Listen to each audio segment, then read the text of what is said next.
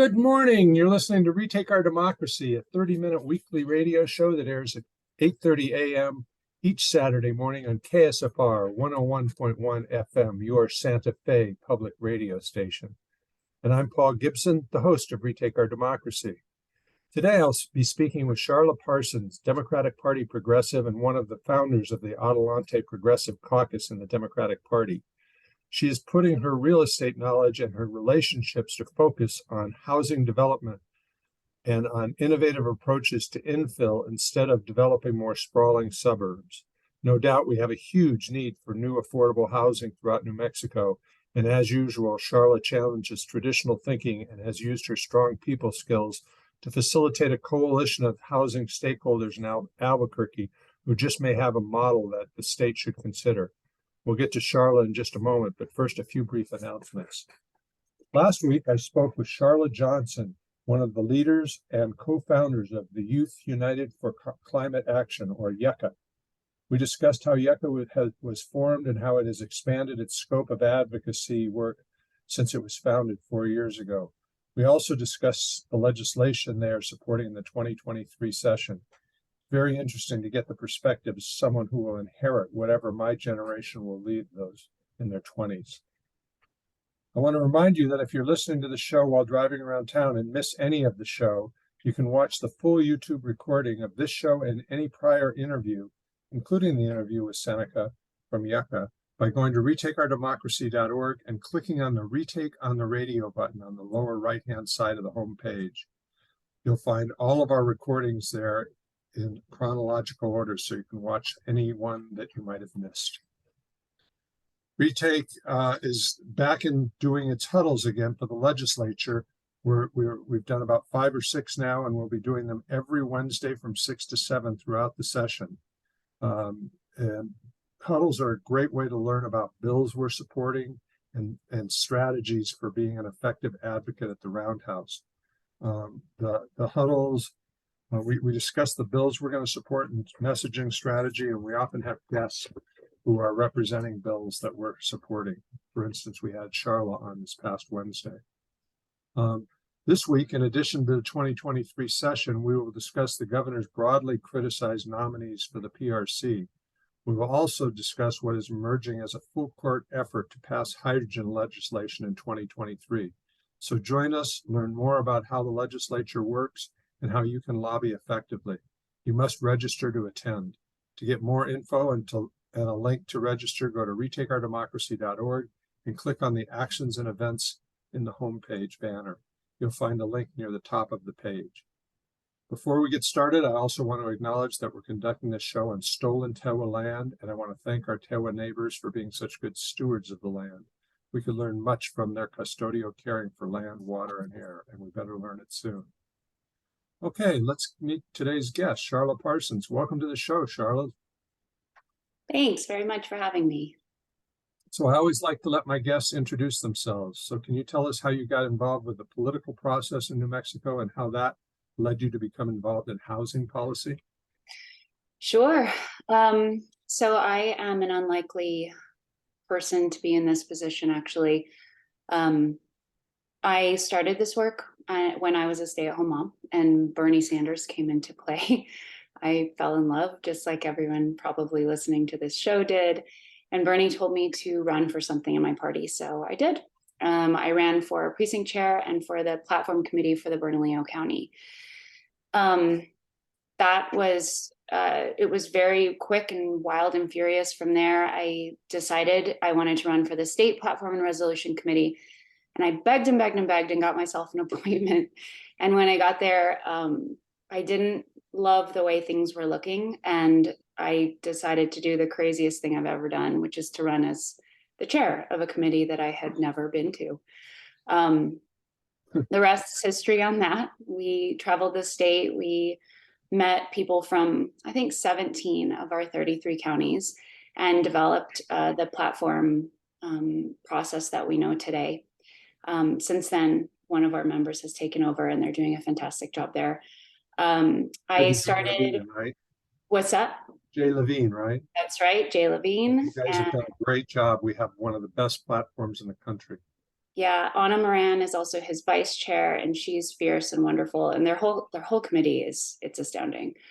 During this work, I sort of got roped into doing some field work for campaigns and communications work and finance work for all different realms. And again, I just decided I wanted to do it all. So I started managing full campaigns on my own.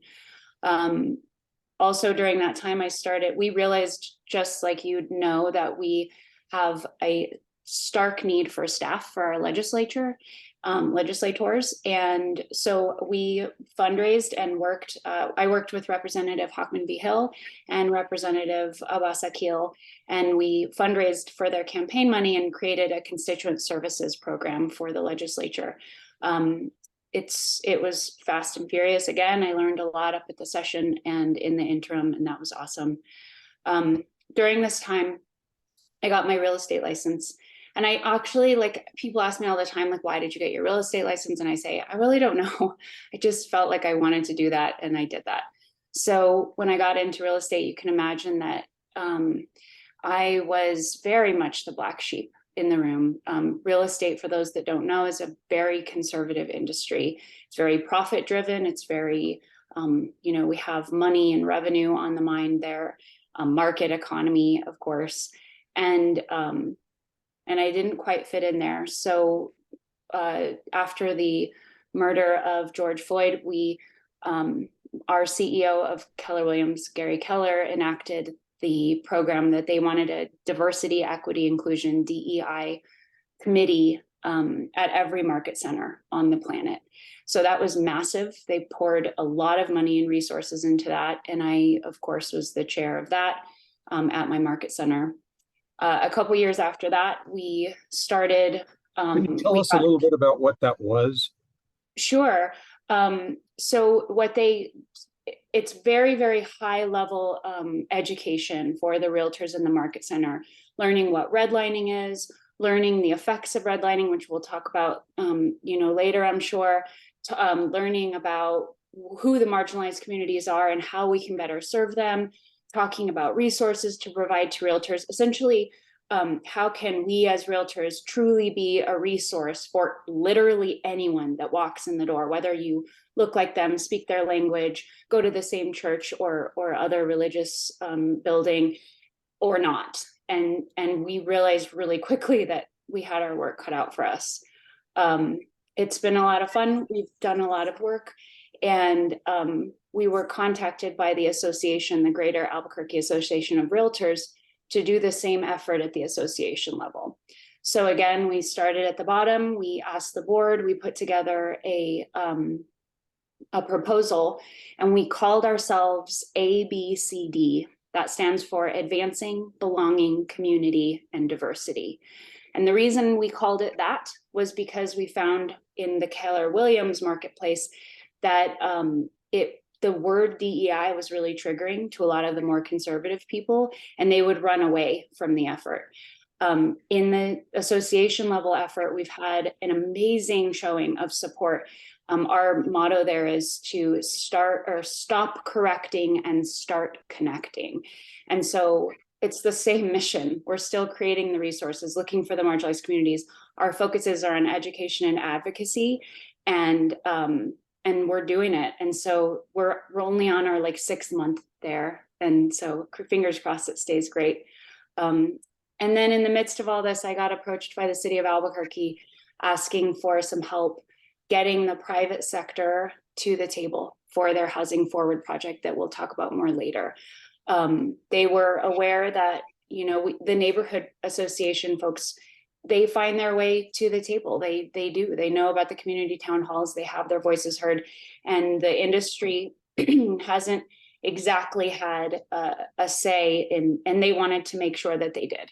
So, so that's sort of how I became involved. Okay, well, it sounds like you're doing great stuff. Let's Thanks. talk a little bit about how we got into this housing crunch.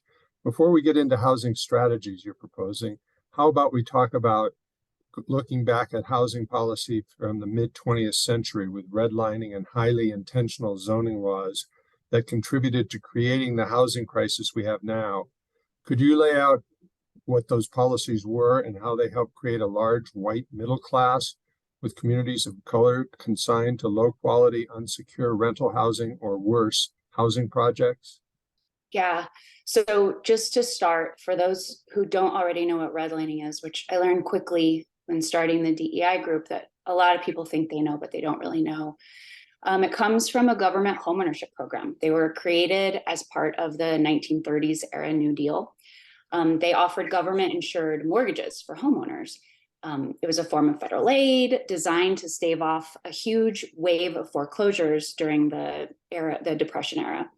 They added parameters for appraisals and vetting properties and homeowners who would qualify. And they used color-coded maps ranking the loan worthiness of neighborhoods across the US. So they were ranked from A to D. A was obviously green. They were good to go. These are the neighborhoods that they would see that the value would raise. They wanted you to give those loans. And the D were areas where the property values were most likely to go down. And those areas were obviously marked in red. Obviously, those were a sign that the neighborhoods were not worthy of inclusion in homeownership and lending programs. Obviously, not coincidentally, most of the D areas were neighborhoods where Black residents lived. And I'm going to stress, not coincidentally. They were part of the covenants. They were part of the rules. It wasn't hidden. It was very outward that people of color were not to receive these mortgages. And then going back just a little bit, 1916 is when, weirdly, the very progressive Bay Area implemented the first single family zoning, racial covenants. They were not quiet. They were very loud, that they didn't want to lower property values. Right now, 83% of residential land in the Bay Area is still single family homes. Across the US, we're at 75% on average. So that means no apartments, no condos, no duplexes, no triplexes right now today. Going forward, in 38, Fannie Mae came out and they wanted to create low-cost mortgages. We still have Fannie Mae today and Freddie Mac, but they very severely limited access to the Black home buyers. It is said that only 2% went to non-white people in that era. 1944, they created the GI Bill. Again, was limited to only white homeowners. Black vets were left out and became a key source to intergenerational wealth for white middle-class families there. Then in 1948, this is in Leviton, New York. It's basically tract homes were built. The large-scale suburban neighborhood was born. FHA and VA backed these loans. They had their restrictive covenants. They had tax incentives. They had single family zoning. They had widely available mortgages for white people. They had quick building practices that made for a massive boom in housing, all of which the Black communities were purposefully, intentionally left out of. 1 year later, in 49, the Housing Act allowed for eminent domain. So it was purposefully there to clear the slums, the quote slums, to allow for quote urban renewal. During that 1 year, we saw 300,000 families had to move. Obviously, more than half of those were non-white folks. And then in 68, fair housing was enacted. So fair housing is what everybody knows as you can't discriminate based on race, sex, marriage, all physical disability is rather new. And it really wasn't until 74 with the Equal Credit Opportunity Act and 1977, especially with the Community Reinvestment Act, that those lending practices started being forced to be disclosed. So those maps and whatnot were forced to be disclosed and redlining stopped being allowed. I wish I could say in 77 that stopped, but we know very well that well into the 80s, we saw raised mortgage rates. We saw less of the Black community members buying homes. And we can only imagine that the psychology of decades and decades of being smashed out of an industry and then being expected to feel welcome into that industry probably played a part there. And I think rather than it being the industry, it's the neighborhood. They probably, there's all kinds of stories that you see about Black families trying to move into white neighborhoods and it doesn't go well. Yeah. So, but let's talk a little bit about some of the housing strategies that we find today that maintain that kind of and deter home ownership for people of color or people who have limited financial resources because they hadn't been able to get on the real estate wagon 20 years ago.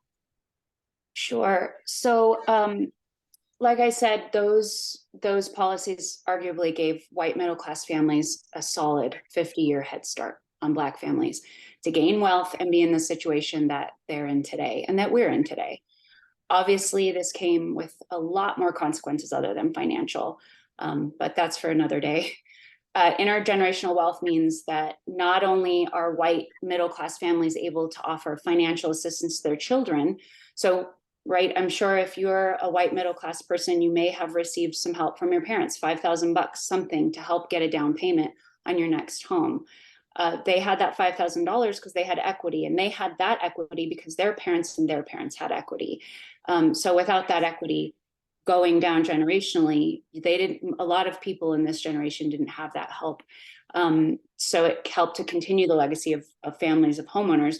But they're usually able to help with the psychological aspect of it as well. So something we found a lot in the DEI aspect of all of this is that people that even Black community members who can afford a home don't, because they weren't raised in a home that was owned. People that were raised in a home that was owned are far more likely to have the psychological confidence and also the know-how of how to buy a house, why you would buy a house, and the confidence to do that. So the other things that we have to think about is that the inverse is true as well. And you'll be able, those white families that have that equity underneath them, they were able to invest in education, further education, savings, and then again, the psychological gift of assuming that success. And for anyone that has looked at the zoning of their own homes, we continue to hold a massive amount of land as R1 zoning or single family. That means one lot, one home, no affordable options such as condos, apartments, duplexes, triplexes, et cetera, especially in those neighborhoods with the higher value homes and businesses and communities and schools that come with them. Right now in Albuquerque, for instance, we have 68% of our city is single family zoning. As a realtor, it's so frustrating for me to work with. So that means that someone who bought a home there could not put a casita in the back to generate some rental property. Correct. As of now, we have very strict rules that if you live within, I think it's a quarter mile of a major thoroughfare, so 25 or 40, then you're allowed to build a casita permissively. That means you have to get permission through the planning department. And we'll talk more about what we can do about that later. But yes, you're right. Right now, one home, one lot. And I'll tell you as a realtor, like, people are frustrated. When a house with a casita comes on the market, people are grabbing it. It stays on the market for like 3 hours. So just this market, how low of a market we have and how imbalanced it is. It's not okay. So to give our listeners an idea of just how bad the situation is, from a survey done by the Survey of Consumer Finances, white households hold 86.8% of overall wealth in the country, and only 68% of the population surveyed. By comparison, Black and Hispanic households hold only 2.9 and 2.8% of the wealth, respectively, while accounting for 15.6% of the population and 10.9% of the population. And so one of the analogies I get, I like to say, is people who have their homes, it's like hitting a home run, but you started on third base. And, it's just not the same for people who don't have that wealth, as you so clearly laid out, Sharla. So, right, you missed the indigenous population, which arguably is even worse off in terms of wealth and resources and accessibility. In my defense, I didn't miss them; they did. The survey Yes, did. sir. Okay, so I need to take a brief break here just to remind our listeners that they're listening to KSFR. And KSFR is more important than ever these days in times of misinformation on social media and mainstream media both. And if you don't think it's on mainstream media also, then you're missing something.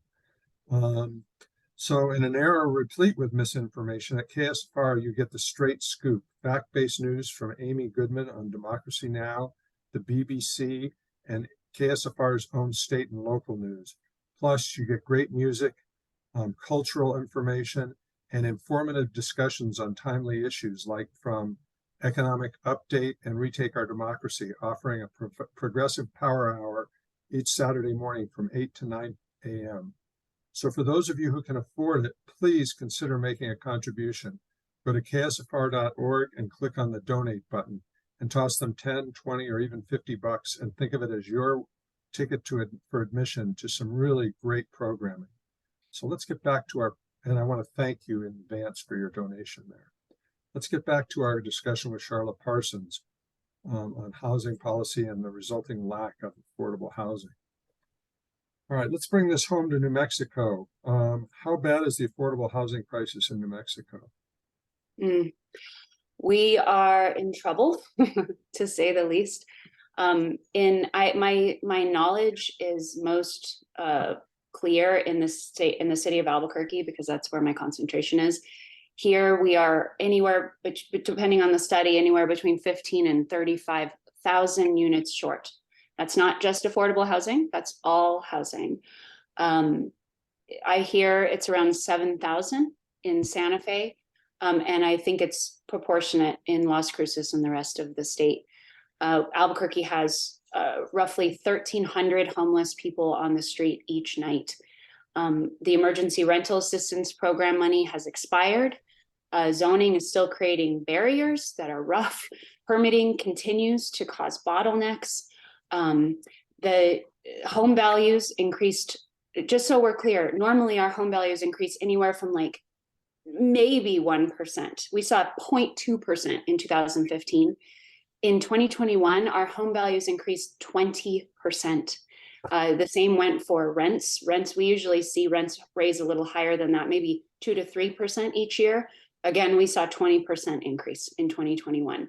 So the vacancy rate right now is below 3%, which a balanced market, you're looking at somewhere between 10 and 20%.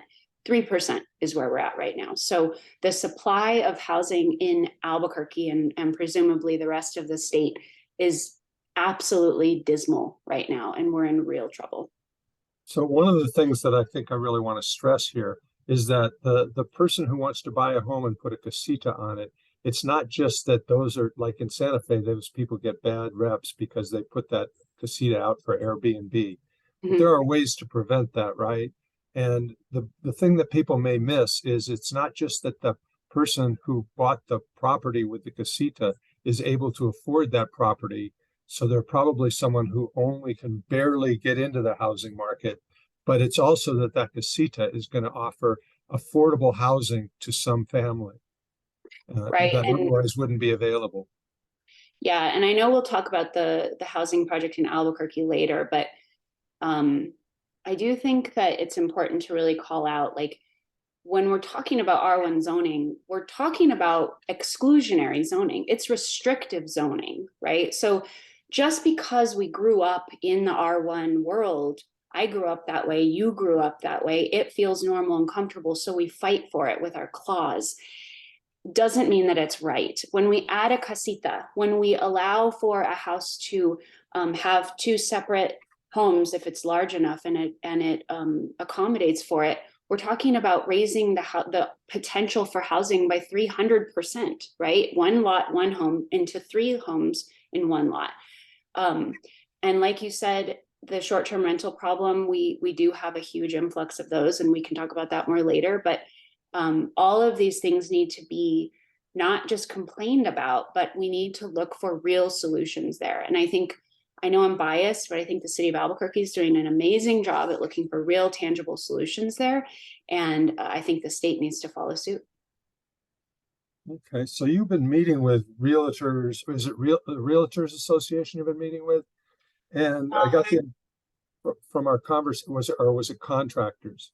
All of them. I've been meeting with the entire private sector. So with realtors, contractors, developers, lenders, people that work for title and escrow, everyone involved in the housing industry on the So when private we side. spoke yesterday about this, you said that you felt like, you mentioned it a little bit today, the black sheep, like here's this progressive in the room and all these conservative Republicans. Um, and how did that play out? And I guess from that work that you were doing, you found some common ground. Can you describe that common ground and how you got there? And we've only got Sure. about a minute. We've only got a Yeah. minute, so we'll finish the answer on the YouTube recording. Okay. So really there's no argument for the supply issue. In a very short way, we can just say that everyone in the industry, whether you are Democrat, Republican, independent, somewhere in between, there's no argument that we have a supply and access issue to housing. And for the first time ever, I'm seeing right now everybody come together to tackle that supply issue in a community oriented way together. Well, that sounds great. And we'll talk more about that on the YouTube recording that you can get by going to retakeourdemocracy.org and clicking on Retake on the Radio. And we have some big issues still ahead for us. So this is like 2 radio shows in one, folks.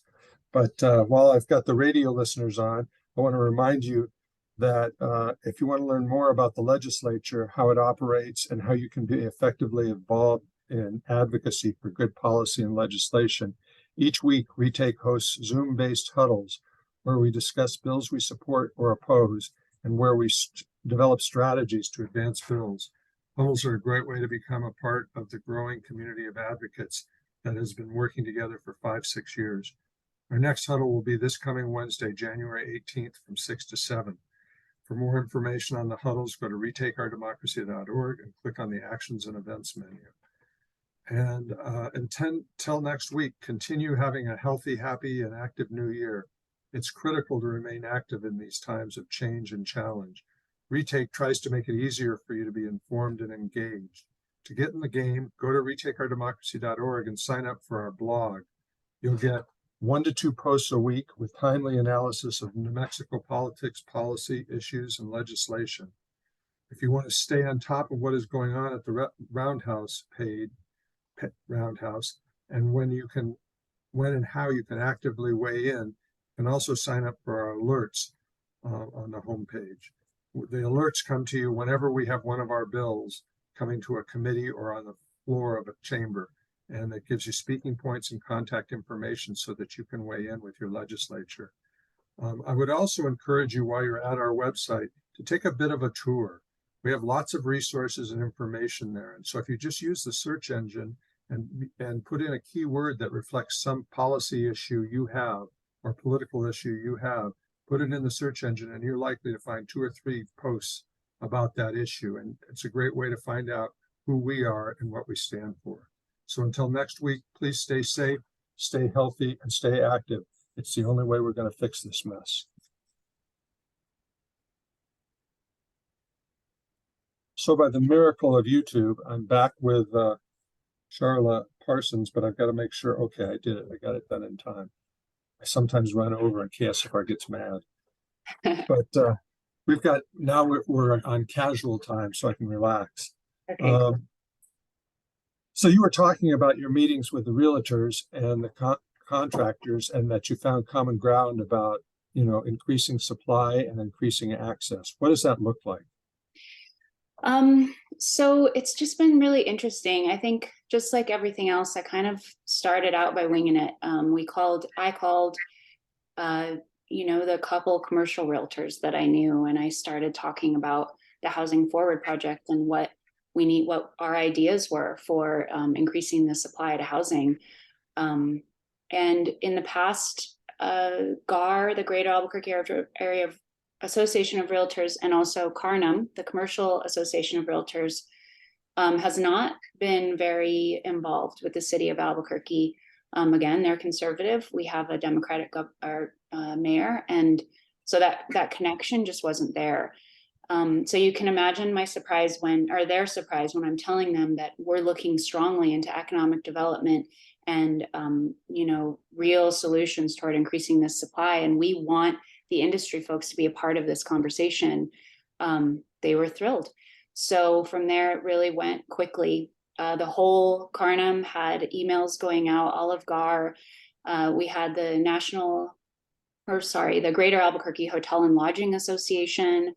We had AHOA, which is the Asian American Hotel Owners Association. We had the NAOP, which is the Developers Association. We had all of the major associations, board presidents, and regular members joining us in the room to talk. And the conversations were just really clearly, oh, awesome, but I think what you're missing is this. And have you ever thought about this? And, oh, that's not going to work. We've tried that before this. And the staff and the administration were like, okay, let's go. And they would modify things. And it's truly been this collaborative experience. And now we're hosting community meetings with the neighborhood associations and of course, industry people, because they live in the neighborhoods too. And it's happening again, right? We're making conditions, we're making changes. And so this housing project has truly been developed with community, with industry, with the staff, with the experts, with everyone involved. And it's been so exciting. So this policy you've been working on, this is the housing forward for the mayor's office in Albuquerque, correct? That is right. And what is that comprised of at this point? Okay, so the overall very high level 30,000 idea is 2 points. We are trying to increase access and increase supply of housing. So the things that we're doing right this instant, we're changing the zoning. In Albuquerque, we have the IDO. It's the, I'm blocking out on what it stands for. Hold on, sorry. Ordinance, it's the Integrated Development Ordinance. And what that means is every single year they do a check on things that need to be changed and whatnot. Not everybody has the IDO. There's a lot of places that are, we can talk about that later, but that are much worse off in terms of where their zoning is and the process to change it. We can change ours every year. So we put in for 5 major zoning changes. We wanted to allow for the conversion of hotel and motel and commercial buildings into residential permanent housing. And what they're doing there is they're removing the requirement for a full kitchen, which means they don't have to have a full stove. The second thing that we're asking for is to allow for duplexes. Most people, there's a lot of houses that already do that here, but people find like loopholes and they're scared and they're not allowed to do it, but they do it anyway because they want multi-generational living and they can't have it otherwise. So we're going to legally allow that, or hope to. This is, speaking of casitas in the backyard, this will allow for an accessory dwelling unit or a casita on every R1 lot citywide permissively. The only time that we would see not allowing those ADUs would be if they didn't meet the setback requirements, if their lot wasn't big enough, if they were trying to make their casita bigger than their house, things like that. So it forms a place where you have to have a true casita in the backyard. Removing some of the parking restrictions or requirements, which I think is super exciting, because what more is going to, kick into gear public transportation than removing parking requirements. And then changing some of our height restrictions in the areas where it's just obviously appropriately okay to start building higher. They protect the view protection overlays, the historic overlays, all of that. Those are not included in the height restrictions, but that's that. They'll be trying to limit the short-term rentals. There's a lot of really cool creative things they're trying to do there, but we're looking at registration and registration fees and having more oversight over who has a short-term rental and why and how. Looking at accepting alternative source of income for rentals. This is an access thing, of course. Their massive work into expanding our construction and building trades workforce. This is a cool one, is they're working on increasing the nuisance abatement laws. So the high crime buildings, the substandard buildings, the areas that have clearly been abandoned, turning those into better permanent housing units. Creating a housing stability fund, which is allowing for money like an insurance policy for landlords who will help, who will allow for tenants with low credit, no credit, higher risk tenants to come and stay at their home. We're working with the county to establish a joint housing authority throughout the county of Bernalillo and the city of Albuquerque. And we're also coming together to ask for $50 million in revenue from the state legislature to make all of this happen. Okay. So pretty exciting. Well, when you've got that bill ready, you send it my way. Do you know who your bill sponsor will be? Sadly, I don't, but I can figure that out for you pretty quickly. Okay. Well, so up just a bit north of us, Denver has developed a citywide policy called YIMBY, Yes in My Backyard. What is that about? And is Albuquerque looking at anything like that? Yeah, so YIMBY is a nonprofit. I think they're a 501c4. So we hear the word NIMBY, not in my backyard, and this is the big fight that we get from people that live in neighborhoods that are scared of it, just like you described earlier, scared of these really irrational fears about what it means to put a casita in the backyard or to allow for two separate entrances into one home. YIMBY is the inverse act to that. So they created YIMBY as a nonprofit, and there's a lot of different cities and states have their own chapter. We don't have that yet here, but essentially what they're trying to do is show just nonpartisan, really common good level discussion about why allowing more residential development allows for new residents to join the neighborhoods, and what the essentially everything that I'm telling you today coming into a public campaign, an education campaign, talking about how density supports more walkable, bikeable, transit-rich cities, talking about how when people of all backgrounds and incomes live close to one another, neighborhoods grow stronger and bonds and communities thrive. We're really talking about a idea of, like, I'll quote my friend Byron, of radical belonging and what it's going to take logistically and pragmatically to make that happen. The thing that I would point out, which is sort of a subtext in all of this, is it's not about this shift is more about forming community, and it's not about like getting everything you can for yourself and screw the rest of the world. Correct. And so, It's a paradigm shift. It's a true paradigm shift. And if you're afraid, then that means you're human. And you need to question and do some self-assessment and really decide, what am I afraid of? And what is my real mission? What am I really hoping for the community members around me? And what does that mean for my actions going forward? And I think you'll find that you will be a YIMBY writer too. Okay. Well, one of the things you told me about, and I don't know what it is with the name Harrisburg, but in Harrisburg, Minnesota and Harrisburg, Pennsylvania, they have different but very progressive housing policies that we would like to hear about. So can you share with that? Sure. So Minneapolis, Minnesota, actually, they as a city went and banned R1 zoning altogether. They had a huge influx of development happen after that. And of course, everything I imagine was permissively and same, you still have to have your permits and all of the contracts and everything. But they did not allow for R1 zoning anymore. And so I think, for me, I think that would be a really cool thing to think about in Albuquerque, but it has never been done statewide, but why not? And we should talk about that. And then, like you said, in Harrisburg, Pennsylvania, they enacted a land value tax. This land value tax, I'll explain it in a second, resulted in a 400% development increase within just a short period of time. A land value tax means right now we pay taxes on the improvement. So you have a lot and I have a lot, and they're about the same size in the same area. Your lot has a triplex on it, and you're bringing in revenue, you're bringing in income, you're upkeeping it. It's obviously a meaningful part of the community. So your taxes are probably going to be in the $6,000, $7,000 range in Albuquerque. I have the same lot, only I have a substandard building. And actually, I don't even live here. I live over in California, and I get a tax bill for about $250 a year. I don't really care. I pay that $250 because I hope maybe someday it'll be a really valuable plot and I can sell it off and go to Vegas, right? With a land value tax, we are taxed on the land rather than the improvement. So that means your taxes will be around $6,000, and so will mine. All of a sudden, my land is no longer something that I want to hold as some lottery style gamble. I have to either develop that land into a revenue producing or income producing property, or I need to sell it to someone who will. So obviously we're looking for creative, innovative ways to increase development, and that is one of them.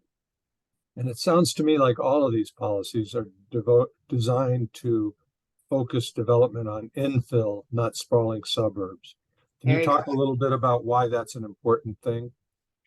So, I mean, for us in New Mexico, obviously the first thing that comes to mind is water. So we saw Santa Lena come, and that would be the epitome of urban sprawl. They're not talking about water-wise building practices. They're not talking about public transportation in and out of the community. They're not talking about affordable living and green building practices. We're just looking at the urban sprawl that is terrifying to all of us. We have the Santa Lena was their water would have come from basically the urban farmers in the South Valley.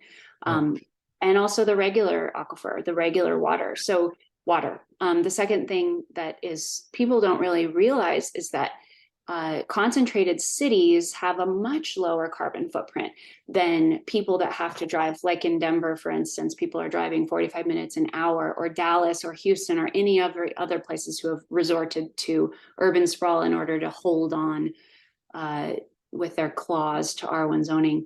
We've got the like I said before, we incentivize more public transportation. We have to eventually get to safe and enjoyable walkways, bikeways, ways to get around the city that don't have to do with prioritizing cars. Whereas with urban sprawl, there's nothing else you can do but to get in your car and come in. So, you know, there's probably a lot more reasons I'm not thinking of, but those are the two ones that come to mind. So you've obviously been deeply involved in the research on this, reviewing best practices and sharing them with housing stakeholders. Based upon what you've learned and how others have reacted, what is your view of the most important strategy we could advance to address homelessness and affordable housing challenges? Yeah, so obviously I'm a fan of the City of Albuquerque Housing Forward project. I think the first strategy would be to fund that bill in full, if not more, and to make it possible for all of the municipalities throughout the state to do the same things. So giving money and resources to the different municipalities to offer the legal and professional advice on how to change those zoning practices and how to create that legislation at their municipality level. Also, I'm going to throw in just like a side note that we need to remember that affordable housing is home ownership. It is not renting. So renting is going to be a volatile industry. It's going to go up and down with inflation just purely because it costs more to upkeep a home when inflation is higher. So as a state, we should be incentivizing that. We should be offering increased down payment assistance, more first-time homebuyer assistance, closing cost assistance, and education and things like that.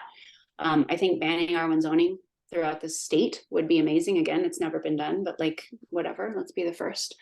Removing all of the restrictive zoning practices that halt the densification of the cities. I think we need to put more money into expanding public transportation.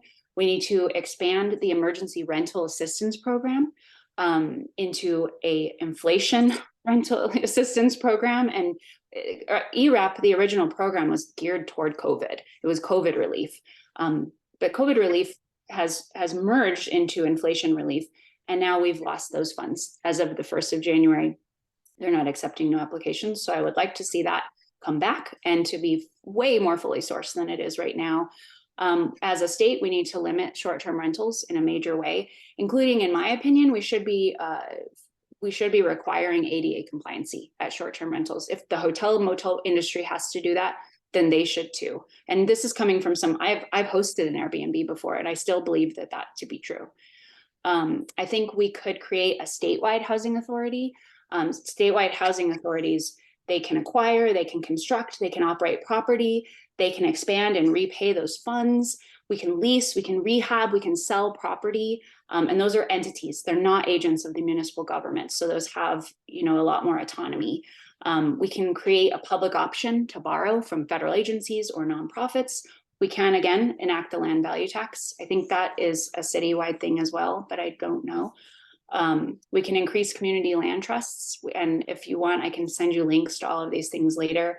Obviously, I think UBI, Universal Basic Income, at some sort of rate would be amazing to help supplement the rents that are happening right now. I mean, it's going to be 5 years at least before we can get a meaningful amount of densification happening to really change the rates of homeownership or of the home prices and the rents. And in the meantime, we need something now. So I think a universal basic distribution of funds to those folks is critical in some way. And then I think we need to provide some more legal and policy support for cooperative housing models.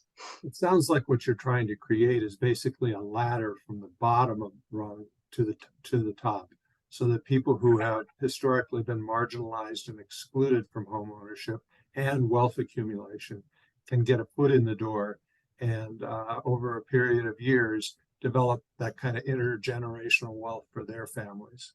Exactly right. And I will say, I missed earlier, like, we're not alone on this, right? So the National Association of Realtors has created the snapshot of race and homeownership. They're doing a great job of taking the data, which of course is the first thing that we need. There's the Black Homeownership Collaborative that is, I believe it's government pushed, but they are working to increase, it's like 10 million homes in 10 years or something. They have an awesome mission statement. My company has the DEI, GAR has the DEI. There's professional associations that represent and help nearly every faction of the marginalized communities. So the Asian communities, the Indigenous communities, the Black communities, of course. So it's hard, but we are working toward that. And I think, yeah, you're right. These policies would help that as well. So would some of those funds possibly be used to allow either the mayor or you to do like a state tour or a conference or something where you share these ideas with other mayors in other parts of the state?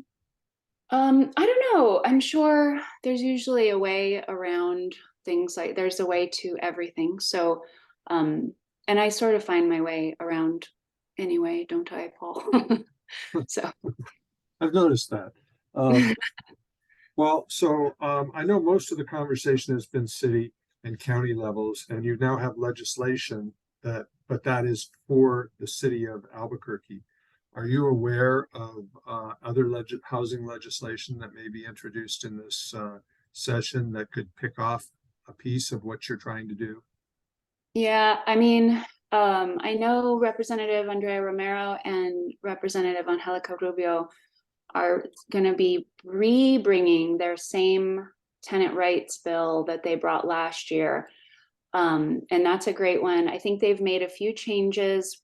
One of them would have been the expansion of sort of what I was talking about, the emergency rental assistance program, but I think that got squashed somehow. So we'll find out more about that when it gets pre-filed. But for the most part, I'm really looking for Albuquerque to be a model for the rest of the state and see what we can do with this funding, and hope that the other cities follow suit. For most of these Looking at the things, it budget, really, for most of these things, it really does need like one jurisdiction to step forward. It's sort of like in healthcare in Canada.